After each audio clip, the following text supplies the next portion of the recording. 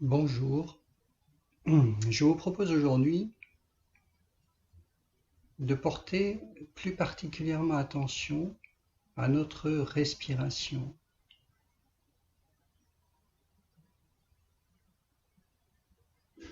Tout d'abord, installons-nous confortablement.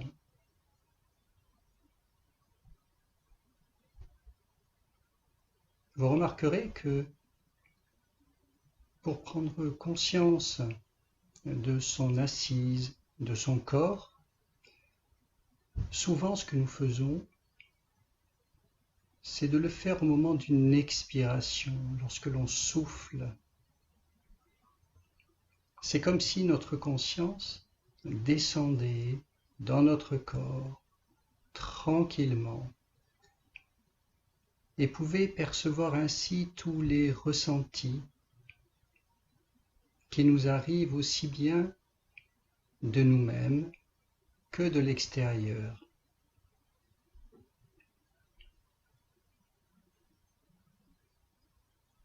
Pour porter attention à sa respiration, il suffit d'observer, de prendre conscience de notre rythme respiratoire. Nous inspirons, nous expirons.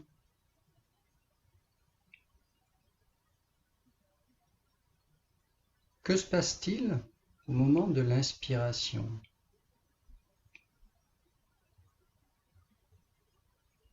On peut porter attention à ses narines qui prennent l'air,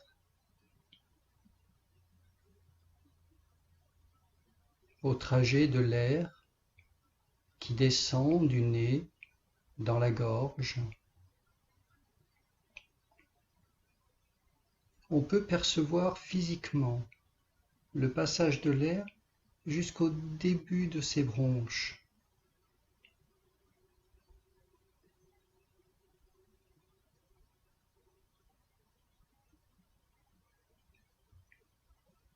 Puis, si l'on observe sa poitrine, peut-on percevoir le mouvement de la cage thoracique qui s'ouvre pour permettre aux poumons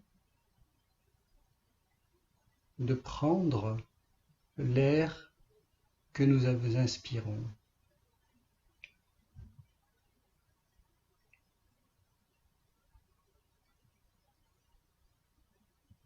Et lorsque nous soufflons, lorsque nous expirons, pouvons-nous aussi percevoir ce mouvement de la cage thoracique, ce passage de l'air de la gorge jusqu'à nos narines.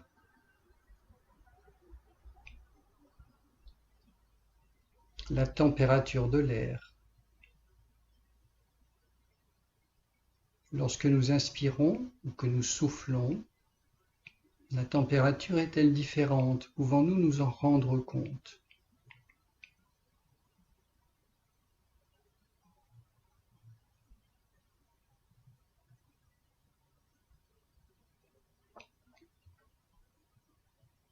Notre cage thoracique s'ouvre plus ou moins largement.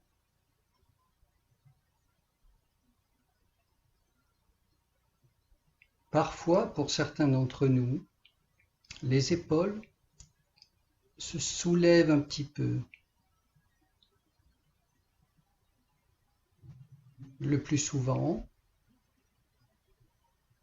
sous l'effet du muscle du diaphragme qui s'abaisse au moment de l'inspiration, nous sentons notre ventre se gonfler, comme s'il prenait de l'air. Et lorsque nous soufflons, lorsque nous expirons, notre ventre reprend sa forme du fait du relâchement du diaphragme qui remonte notre poitrine se resserre et nous expulsons l'air.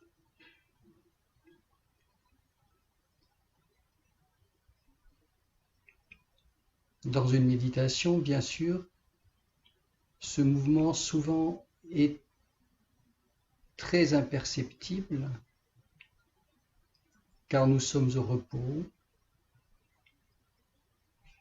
ce qui n'est pas la même chose évidemment si l'on fait une activité physique.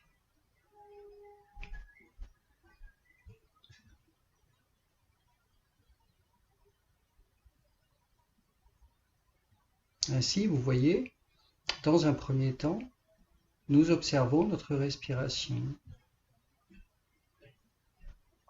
Et il nous est très facile, très familier de reconnaître le mouvement inspiratoire où nous prenons de l'air et le mouvement expiratoire où nous soufflons, nous faisons sortir l'air.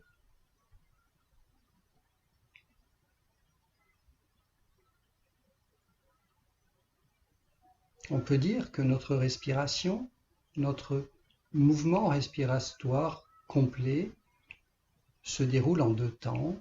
J'inspire, j'expire. Et cela à notre rythme. Et si l'on est attentif, on peut prendre conscience que nos respirations sont rarement identiques l'une après l'autre. Parfois, on inspire un peu plus, ou inversement. Parfois, on écarte plus notre cage thoracique, ou notre diaphragme s'abaisse plus. Quelquefois, c'est plus rapide, d'autres fois plus lent. Notre corps régule en permanence notre besoin d'inspiration et d'expiration.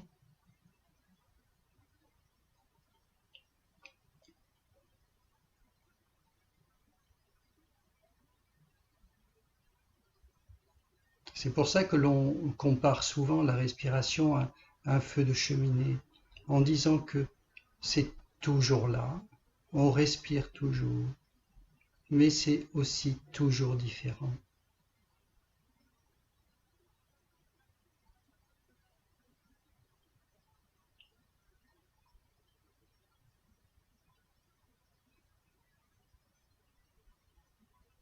Si l'on est un peu plus attentif, on peut se rendre compte, prendre conscience du fait que lorsque nous inspirons,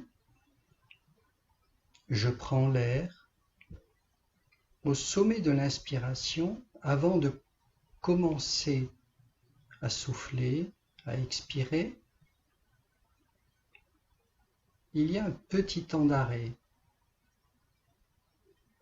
une sorte d'apnée naturelle qui n'est absolument pas forcée, ni volontaire.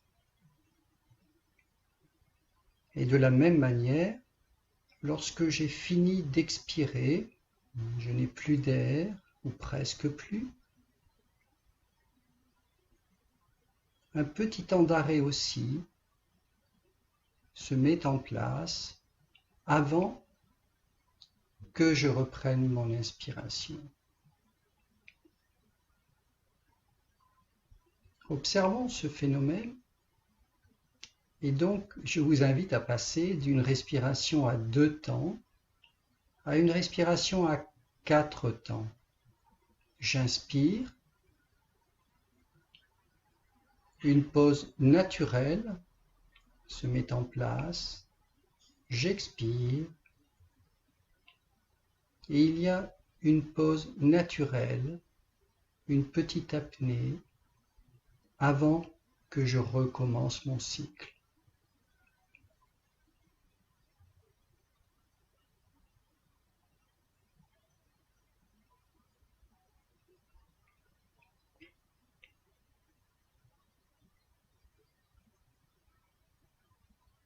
Est-ce que vous pouvez percevoir ces 2 petits temps d'arrêt. Si vous ne le pouvez pas, ce n'est pas grave du tout. Continuez à respirer normalement, naturellement.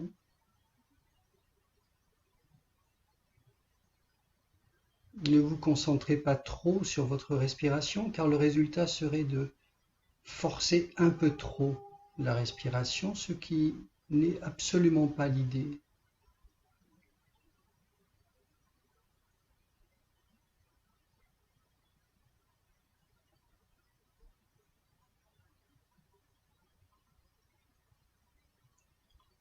Si vous percevez ces petits temps de pause,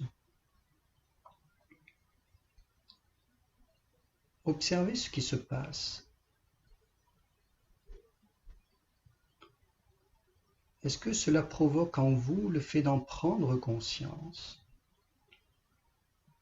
Un sentiment agréable, ou au contraire, c'est tout à fait possible, un sentiment désagréable. Le plus souvent, je vous rassure, c'est plutôt quelque chose d'agréable que l'on ressent. Une sorte de calme, de silence.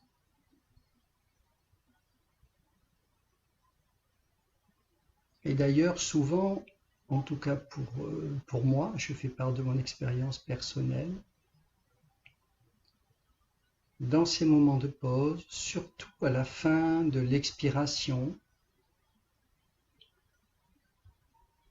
en même temps que mon cycle respiratoire s'arrête un tout petit peu,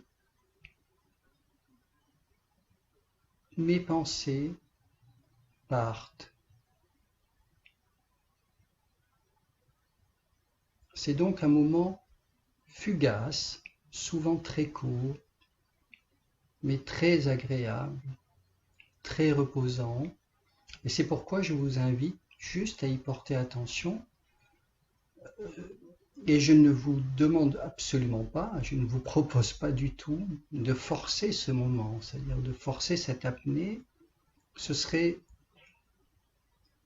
plutôt dangereux en étant tout seul chez vous, sans être accompagné. Juste observez le moment de votre respiration tel qu'il est, même si, d'une certaine manière, on y est attentif, on le manipule un tout petit peu, mais très légèrement. Surtout, ne jamais forcer en étant tout seul, sans être accompagné.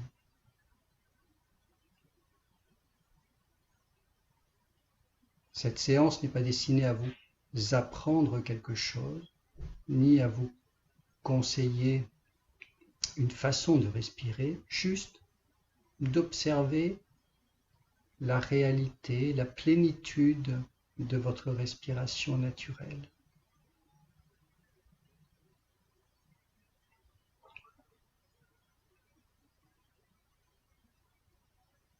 J'inspire à mon rythme. Je peux prendre conscience du petit moment de pause. J'expire à mon rythme. Et je prends conscience du petit moment de pause. Et ainsi de suite, respiration après respiration.